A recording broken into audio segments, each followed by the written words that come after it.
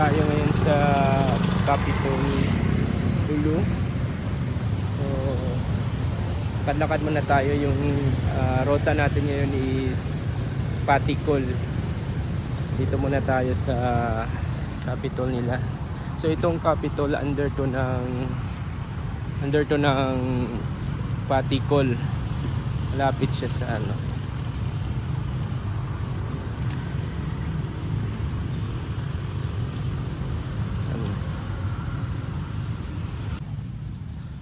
Ganda ng ano nila guys. Ganda ng Capitol, no? Sobrang laki, parang palasyo siya. So ito yung park nila guys sa Capitol. Sobrang ganda. Pwede kayo dito magbanding-banding ng mga classmates mo or mga barkada, pamilya, magdala kayo ng camping chair. Actually marami namang upuan dito guys. Yan, makikita nyo sa gilid. Yan. Diyan sa unahan guys, diyan sa unahan is ano yan, school ng high school, Suluhay. Then yung katabi is MSU. Dito din sa kabila is, diyan sa unahan din is SCC. So malapit to sa school, dalawang school yung dito, yung college. So yan guys. Let's go for a ride guys. Puntahan natin yung mga barangay ng Paticol, yung mga beach resorts nila. Malapit lang dito sa town yung ibang barangay nila. Actually sa unahan lang ng Bosbos meron ng barangay ng Paticol, at saka dinagdagsa ng mga tao yung Umangay at saka Tandubagwa.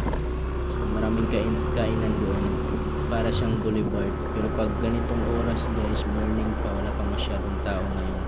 Pero check lang natin para at least madaanan natin. Tutur ko kayo sa mga barangay. Let's go guys.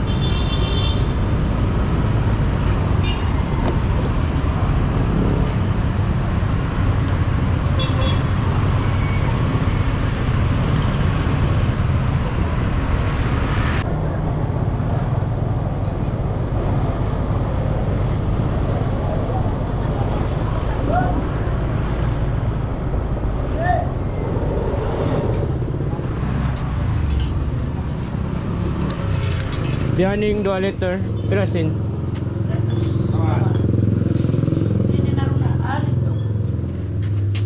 Ito raw. Kumana ka?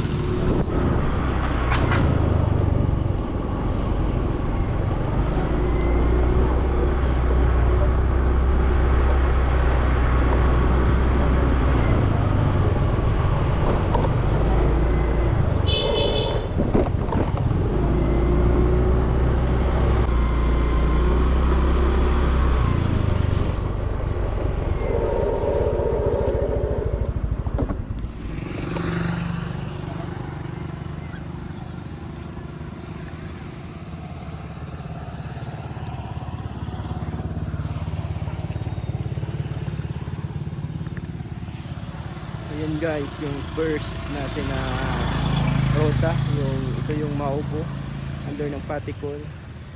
Yung Patikon is marami tong white sand beaches. Isa na rin to yung Maubo. Maganda dito tumambay hapon. May malaking ano din dito, planta ng gasoline. So yan guys, white sand din to guys. May bagong masjid dyan na malaki. Yan. Sobrang linis ng tubig guys at sobrang linaw. Maraming naliligo dito every morning. Kahit gabi, maraming tumatambay. Marami din pagkainan kasi dyan. Maubo. Unahan lang to ng bus guys. Malapit lang sa town. So yung next natin is yung NBTia. Punta natin. Pakita ko sa inyo.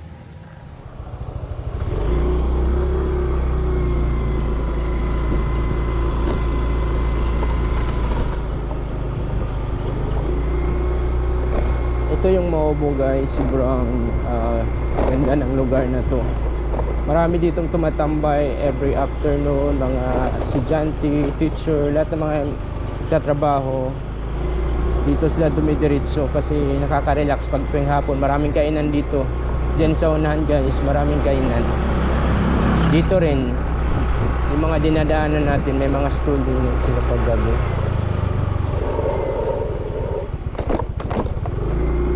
White sand dito.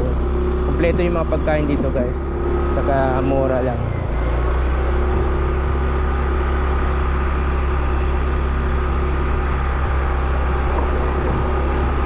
Ito is Maubo. Yung sa unahan is umangay na siya. Under pa rin siya ng Patikon guys.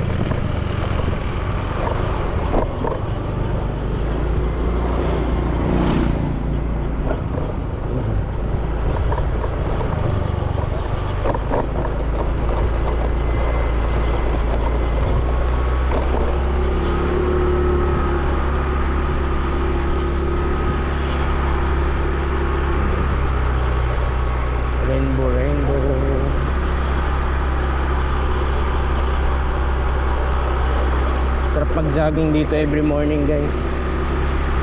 Presko yung hangin. Ito merong special restaurant dyan. Ito yung sikat shorelines.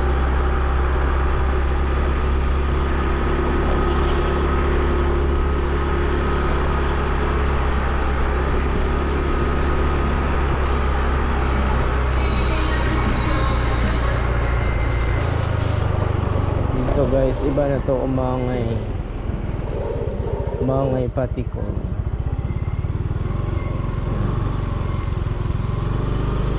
Ibang barangay na naman to, umangay.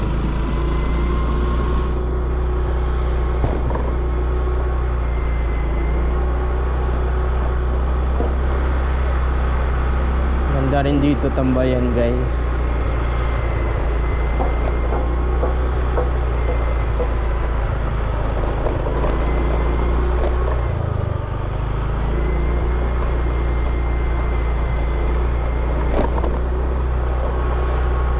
Maraming tao to paghapon.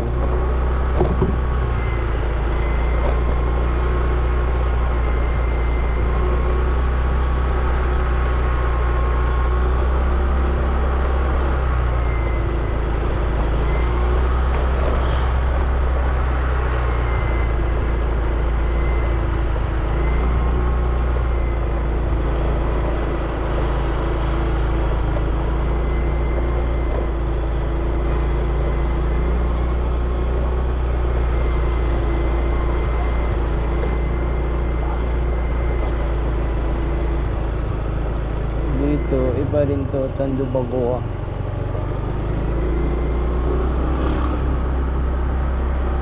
Tondo Bagoa.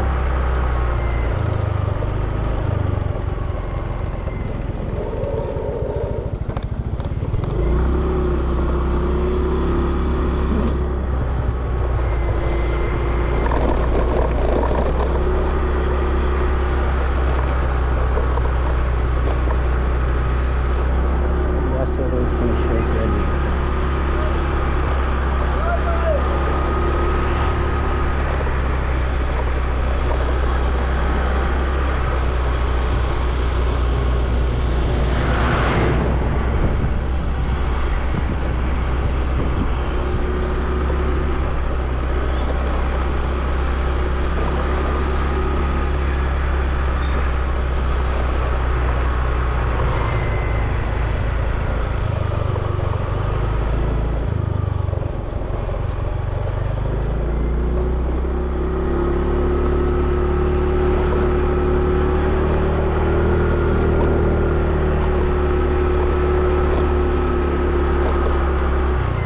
Dito guys, papunta na tong Invitaya.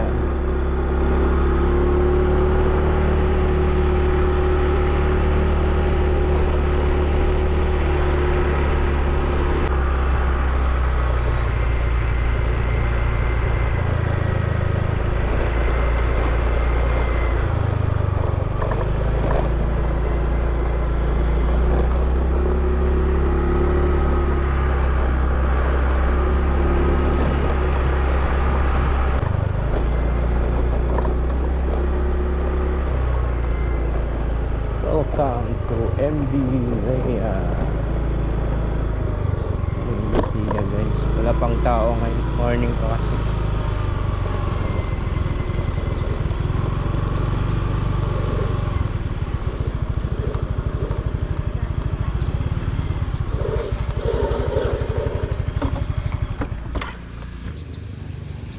Now, entrance fee dito yung resort na to guys. Morning ngayon, wala pa masyadong tao. Walang entrance dito. Free to all. Magdala lang kayo ng pagkain at saka maging responsable lang tayo sa paglilinis kasi sayang yung lugar. Project to ng government. Isang napakagandang project. White sand yung mga buhangin dito guys. Yan. Tingnan nyo. Libre lang to. Hindi ka makapaniwala na walang entrance dito. Ang lawak niya guys. Tapos ang ganda ng mga designs. Perfect sa family or magkakaibigan. Ang ganda ng buhangin niya guys. Oh. Pinong-pino. So ito yung mga hindi natin nakikita ang mga magagandang beaches sa Pilipinas na nakatago. Ngayon guys, madidiscover nyo na. Itutour ko kayo sa mga hindi kilalang beach na magaganda. Dito lang sa matatagpuan na walang entrance. Minsan 10 pesos lang yung entrance. Perfect. Malapit lang to sa town guys. Kung kayo ay mag-visit sa Sulu, isalin nyo rin to pag-visit kasi maganda siya guys. May enjoy kayo dito. Mga 1 week mo sa Sulu, maikot mo na yung mga tourist destination dito. So ayun guys, yung next natin pupuntahan is yung Timpook Lake. Sa unahan lang din dito, under din siya ng Paticol. Actually marami pang mga beaches dito sa Paticol. Pero hindi ko pa alam yung iba. Ito lang muna kasi ito yung develop na nila. Pinapaganda pa ng government. So may maintenance din sila guys. And free yung mga cottages dito guys, mag-book lang kayo. Tour ko muna kayo guys ha. Dito under pa sa ano. Ito yung lugar niya.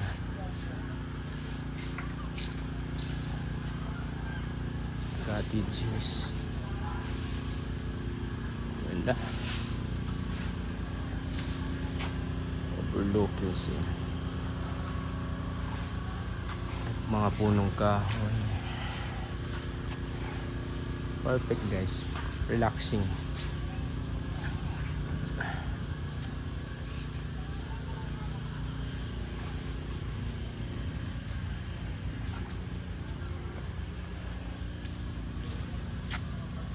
sea.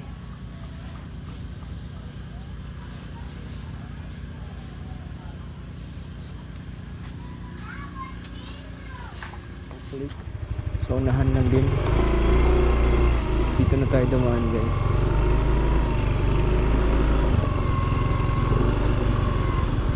Ano no ara pa Timpook. Wala.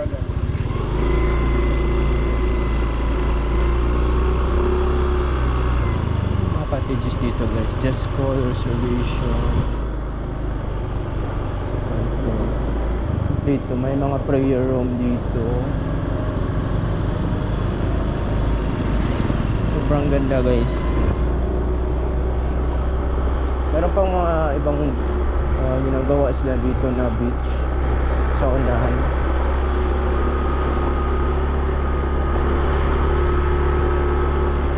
Ito parang i-develop din nila dito. Tinatrabaho nila. Maganda yung part na place dito banda sa Patikol kasi yung daming white beaches at saka I think dito is parang virgin yung mga dito. Virgin yung dagat dito. Na masyadong naliligo. Ngayon lang to nag-boom simula nung time ni Duterte na parang kumalma na yung mga busayap at saka yung mga tao. Pati dito hindi lang naman yung mga sa labas na tao takot sa busayap. Pati yung mga nanirahan dito. Hindi sila makapunta basta-basta sa mga Patikol o sa mga gimba-gimba yung mga bundok. Baga hindi takot din sila kasi sila din mismo is pwede rin silang saktan o pwede rin silang i-kidnap kahit taga dito sa Hulo. Takot din sila kasi yan ang grupo na yan is mga terorista. Walang pinipili kahit outsider man or taga dito. Sa ngalan na terorista sila, wala silang pinipili. Pero alhamdulillah ngayon guys is napaka kalma na at saka continue yung pag-improve ng lugar. Dito yan.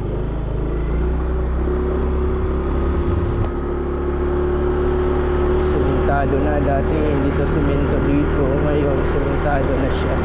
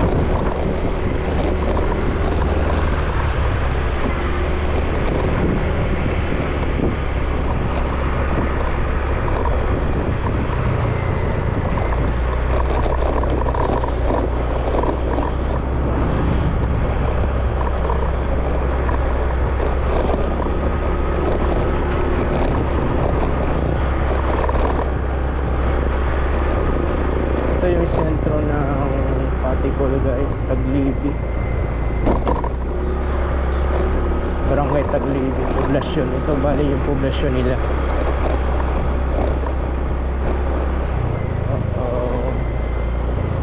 Sira yun lang. Inaayos pa yata nila. Moving big.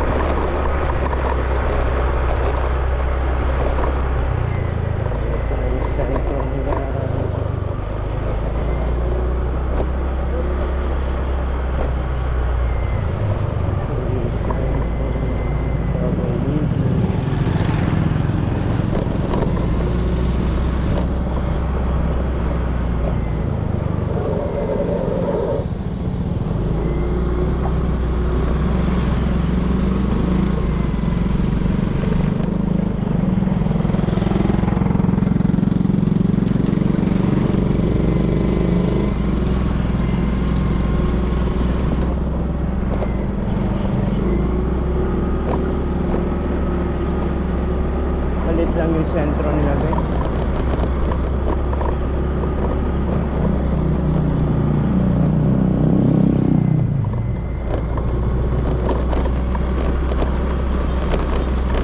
Ito na yung city ng Rockford.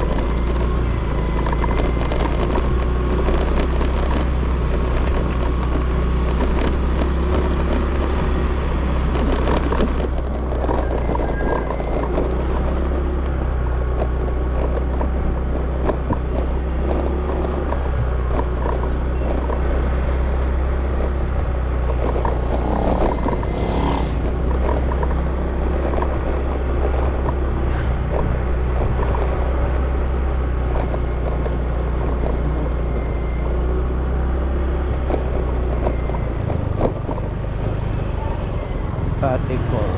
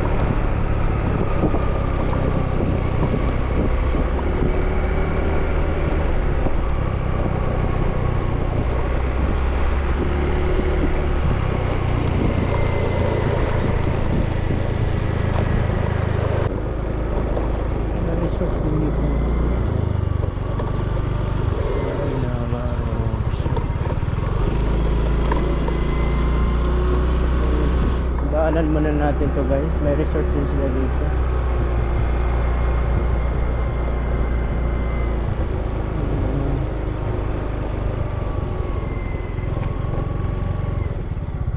Marina Barro Resort.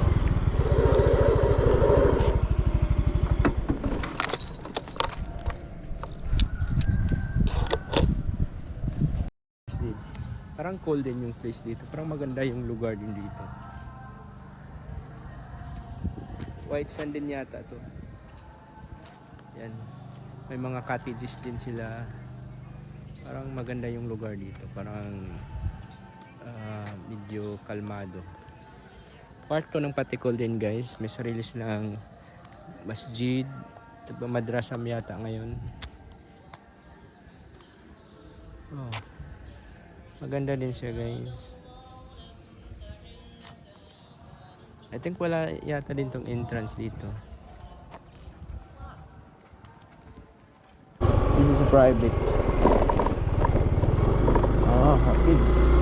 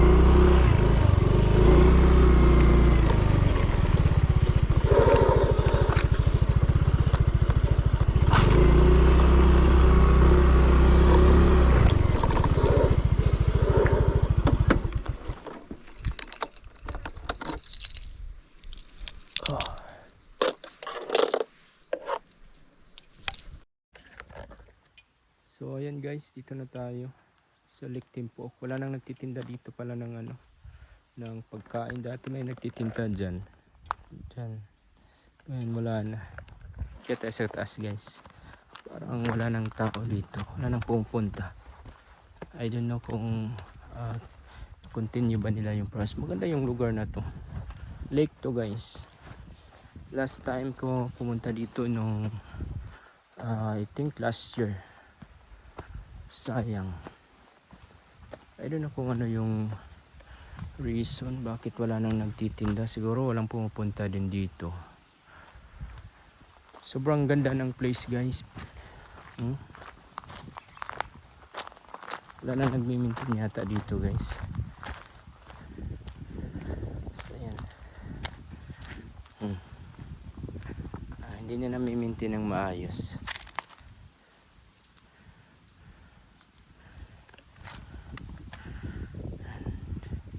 Isa din tong tourist spot dito sa Sulu.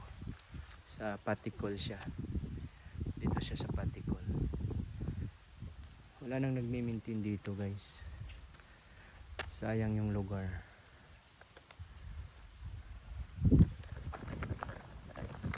Yan.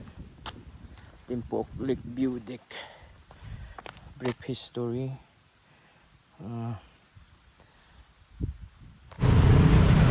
So yun guys, nabutan tayo ng ulan. Dito na tayo sa ulo. Buti sa ulo na yun ang ulan.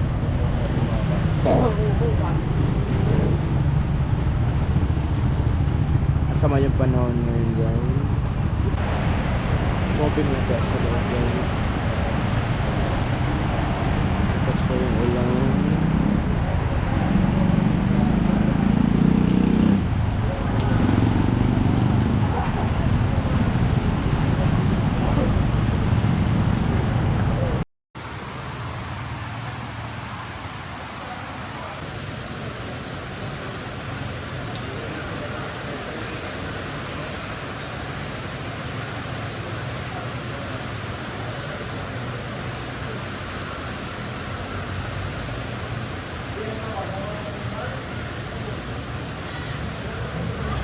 Tawag nito guys is Junay. Junay na may sauce.